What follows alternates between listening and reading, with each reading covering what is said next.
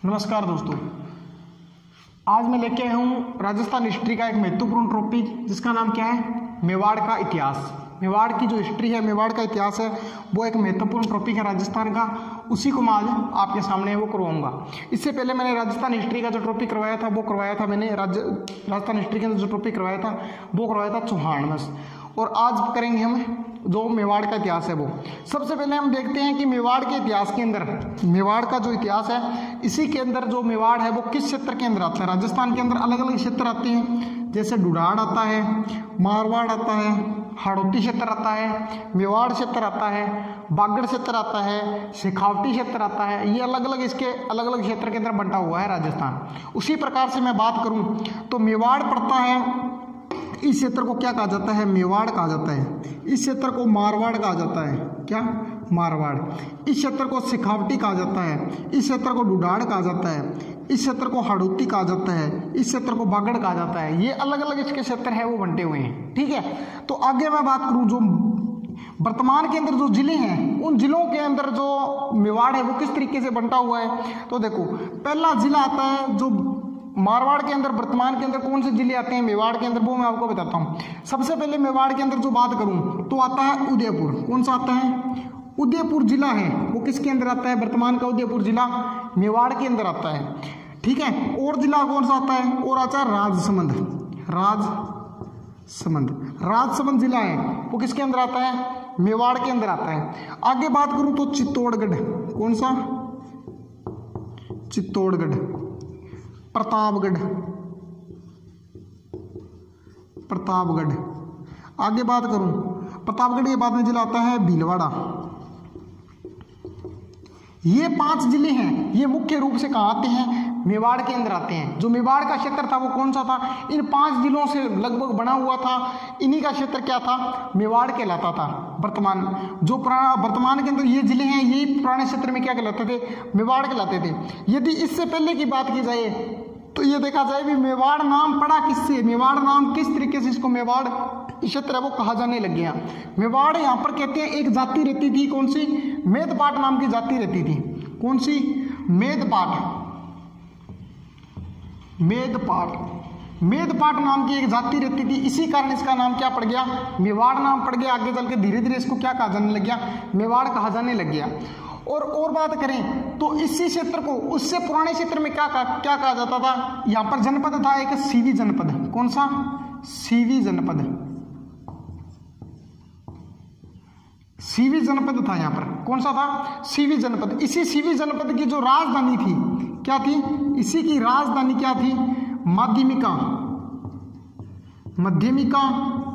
या नगरी कहा जाता था उसको, क्या, नगरी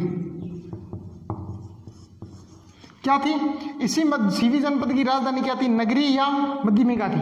और जहां जिसने मेवाड़ वंश पर शासन किया था उनको, उन राजाओं को क्या कहा जाता है, हिंदुआ सूरज कहा जाता है। क्योंकि मेवाड़ का इतिहास है, मेवाड़ की हिस्ट्री है, वो पूरी राजस्थान की बात नहीं करूं मैं, भारत की बात ना करूं, पूरे विश्व के अंदर फेमस है, इनके चर्चे हैं, वो दूर दूर तक फैले हुए हैं। ऐसा राजवंश है, एक प्रतापी राजवंश यहाँ पर हुआ है, ठीक है। इसीलिए इनको क्या कहा जाता है, जो हिंदुस्तान है इनका सूरज कहा जाता है, इसको कहा जाता है हिंदुआ सूरज। इनको क्या कहा जाता है, हिंदुआ सूरज,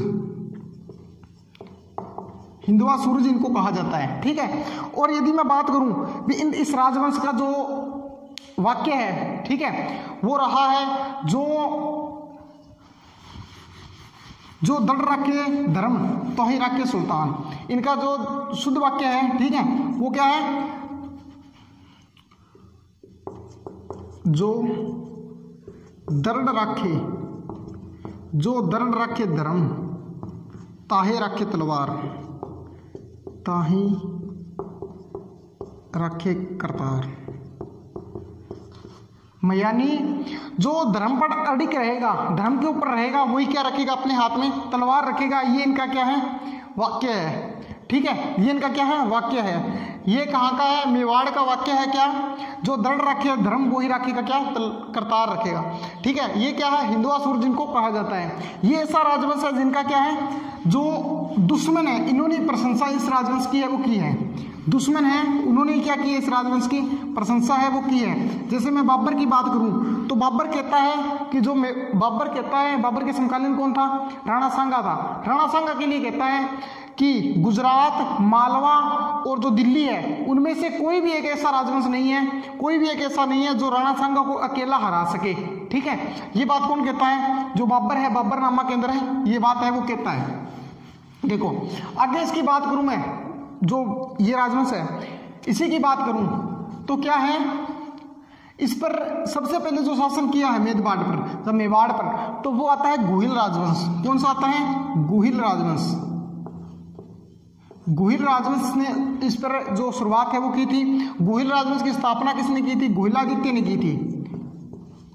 गुहिलादित्य, गुहिलादित्य ने स्थापना की थी, इसकी राजवंश की स्थापना की थी गुहिलादित्य ने। गुहिलादित्य ने कब की थी, 565-66 के अंदर इसकी क्या करता है, स्थापना करता है। गुहिलादित्य कौन था, शिलादित्य का पुत्र था। किसका, शिलादित्य। शिलादित्य का क्या था, पुत्र था। शिलादित्य बल्लभ का राजा था, बल्लभ का राजा था। शिलादित्य कहाँ का राजा था, बल्लभ का राजा था। कौन, शिलादित्य। शिलादित्य का था, बल्लभ का राजा था। अब हुआ यूं, बल्लभ का राजा था। अब हुआ यूं कि इस जो शिलादित्य है इसकी शादी हुई थी, आबू की राजकुमारी थी। क्या थी, आबू की राजकुमारी थी पुष्पावती। पुष्पावती। शिलादित्य की कोई संतान नहीं हो रही थी, इसी कारण इसने मन्नत मांगी थी आबू की देवी से कि मेरे संतान हो जाए तो मैं तेरे क्या आऊँगा, जो आपकी जो यात्रा है उस पर आऊँगा। ठीक है, तो इसने यहाँ पर ये मन्नत मांगी थी। उसी समय क्या होगी, जो पुष्पावती है ये गर्भवती होगी। होने के कारण क्या हुआ, पुष्पावती गई हुई थी आबू, और पीछे से क्या हुआ, म्लेच्छों का आक्रमण हुआ, और आक्रमण होने से शिलादित्य मारा गया, और बल्लभ जो है उसको पूरे को क्या कर दिया, तहस नहस कर दिया। किन्होंने, म्लेच्छों ने। म्लेच्छ एक जाति है, उन्होंने क्या कर दिया, इसको तहस नहस कर दिया। पुष्पावती यहाँ से यात्रा कर वापस कर कहाँ जा रही थी, वापिस जा रही थी, और रास्ते में इसको पता चला कि बल्लभ के जो बल्लभ है उसको पूरे को तहस नहस कर दिया। किन्होंने, जो म्लेच्छ हैं उन्होंने क्या कर दिया, तहस नहस कर दिया। तो इसने सती होने का विचार किया। उसी समय ये सती नहीं हो सकती थी, कारण था कि ये उस टाइम पे क्या थी, गर्भवती थी। क्या थी, गर्भवती। गर्भवती होने के कारण ये क्या है, जो सती नहीं हो सकती थी। इसी कारण इसने कुछ समय के लिए एक गुफा के अंदर शरण ली थी। गुफा के अंदर शरण लेने, गुफा के अंदर इसने एक पुत्र को जन्म दिया। गुफा के अंदर क्या ली, शरण ली, और उसी गुफा के अंदर इसने एक पुत्र को जन्म दिया। ठीक है, जन्म देने के बाद में इसने विचार किया कि एक ब्राह्मण था, ब्राह्मण को अपना पुत्र है वो देने के लिए उसको कहा कि आप मेरे पुत्र हैं, उसके जो पालन पोषण है वो करो। तो ब्राह्मण ने उस पुत्र को लेने से मना कर दिया।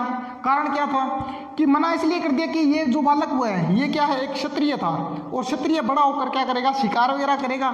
तो ब्राह्मण कहने लग गया मुझे पाप लगेगा यदि ये शिकार करेगा। तो पुष्पावती ने उसको कहा, वरदान दिया कि जो ये मेरा पुत्र हुआ है, गुफा के अंदर जो पुत्र हुआ है ये क्या करेगा, आने वाले जो इसकी 11 पीढ़ियां हैं वो क्या करेगी, ब्राह्मण धर्म की पालना है। वो ये पुत्र है मेरा, वो इसकी 11 पीढ़ियां क्या करेगी, ब्राह्मण धर्म की पालना है वो करेगी।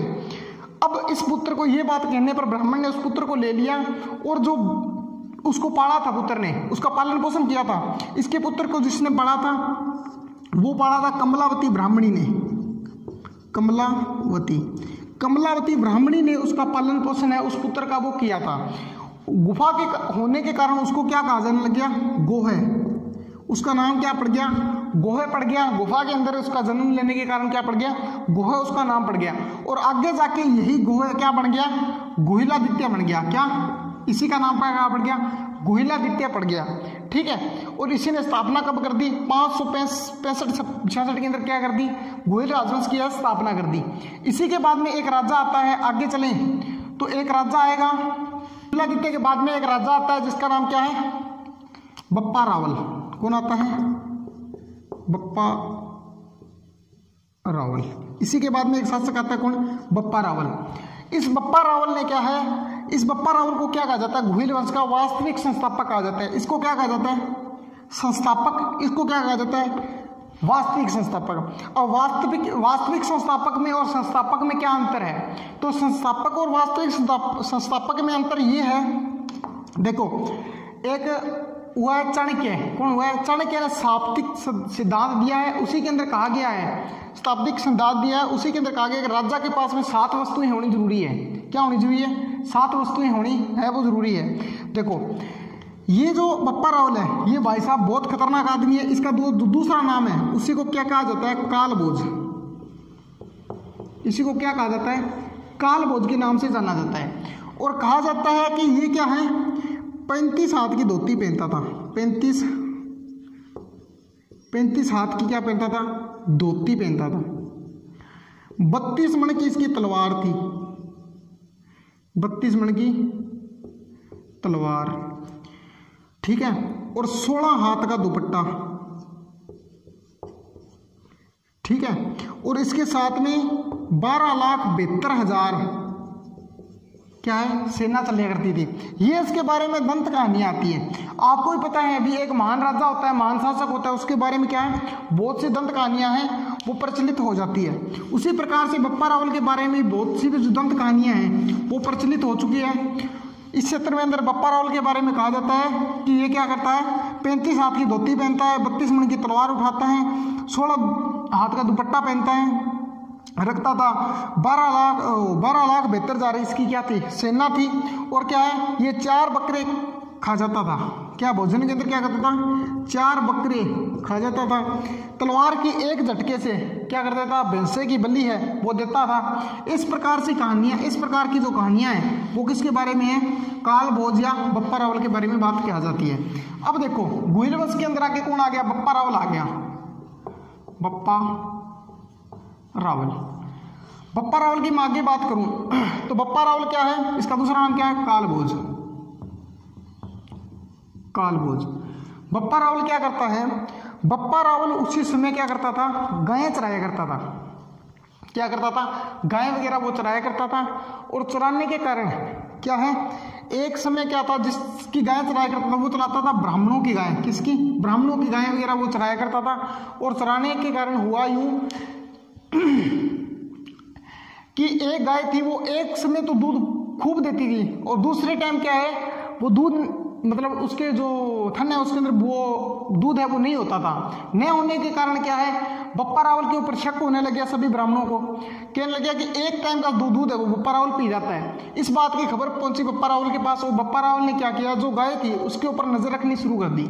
वो गाय चली गई, कहाँ चली गई थी? उसी समय कहाँ जाती है? एक गुफा के अंदर जाती है।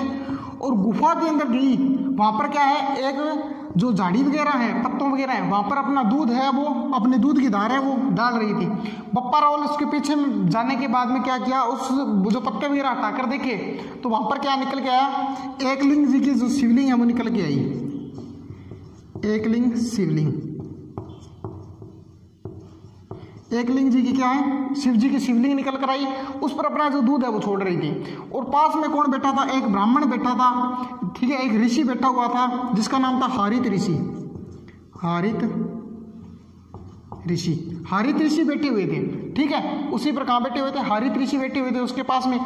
तो इस हारित ऋषि ने जो इसने ये देखा था, सब कुछ देखने के कारण क्या है, इसका हृदय परिवर्तन हो गया। और इसने क्या किया, हरित ऋषि की जो सेवा है वो करने लग गया। कौन? बप्पा रावल हरित ऋषि की सेवा करने लग गया। 12 वर्षों तक सेवा करने के बाद में हरित ऋषि ने इसे कहा कि मैं तो इसका हरित ऋषि का जानने का जो शिवलोक जाने का टाइम आ गया। उसी टाइम हरित ऋषि ने कहा कि मैं तेरी 12 वर्ष की जो तपस्या है उससे क्या हो गया, प्रसन्न हो गया, और मैं तुझे कुछ देना चाहता हूँ। तो इसको जो बप्पा रावल है इसको क्या है, एक समय और एक टाइम पर बताया, एक समय पर एक जगह स्थान बताया। उस स्थान पर जाने से क्या तुझको क्या मिलेगी, समुद्र स्वर्ण मुद्राएं मिलेगी, सॉरी स्वर्ण मुद्राएं मिलेगी। वहां से निकाल कर तू क्या कर लेना, अपनी सेना है वो तैयार कर लेना और चित्तौड़ पर चढ़ाई कर देना। किसको कहा? बप्पा रावल को कहा। बप्पा रावल ने वैसा ही किया, सेना तैयार कर ली। सेना तैयार करने के बाद में क्या कर दिया इसने, एक चित्तौड़ दुर्ग है उस पर आक्रमण कर दिया। चित्तौड़ दुर्ग का राजा था वो कौन था उस टाइम? मानमोरी था, मानमोरी मौर्य। चित्तौड़ का राजा कौन था? चित्तौड़गढ़। चित्तौड़गढ़ का शासक था वो था मान मोरी मौर्य। मानमोरी मौर्य उस टाइम का क्या था, शासक था चित्तौड़ का।